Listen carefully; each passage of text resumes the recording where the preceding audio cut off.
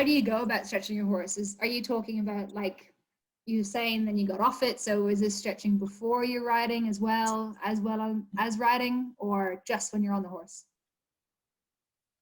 Just when we're on the horse. So we get on and walk them first. All the horses, when we get on, we walk them up and down the road.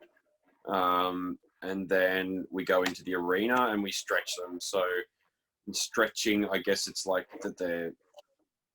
Basically, they put their neck down below their wither. So I remember having a lesson with Spencer Wilton, and his comment was that their crest needs to be below their wither. The whole neck. The whole neck has to be below the wither, and that is way harder than it looks. And basically... the nose is forward and they're stretching forward, that they're not... it's one thing to have their neck down and pulling their nose in, but that doesn't really help anything, with the muscles across their back where you're sitting. So, yeah, I think also trying to think of, always think when you're riding your horse that it is an athlete, and that, you don't see a 100-meter sprinter warm up doing a 100-meter sprint. So it's really important to warm them up slowly, and stretching is really important.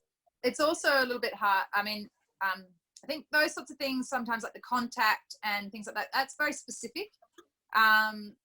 There's 100 different reasons why, your horse won't stretch, or why the contact isn't quite right, or whatever it might be. So that's when you probably do need to have some lessons online, or especially at the moment, hopefully lessons in real life very soon. Realistically, that's quite a specific thing to each horse and each rider individually.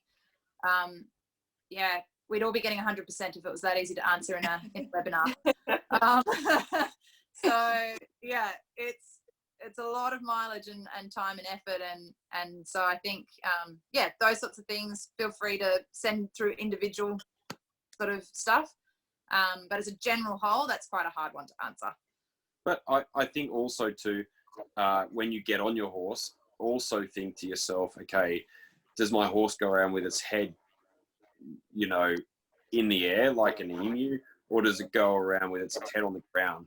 And if it goes around with its head on the ground, then you need to bring it up a little. And if it goes around with its head in the air, then you need to take it down a little.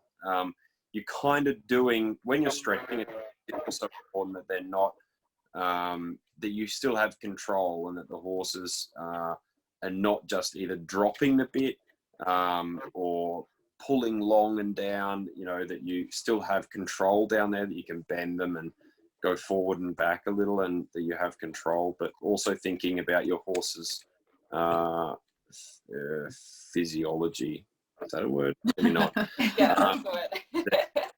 Shape, the way that they're designed. If they're horses that want to pull down really long, then you won't let them, go down to the sand. You'll keep them, a little higher, or, think a little bit about the way your horse is built as well.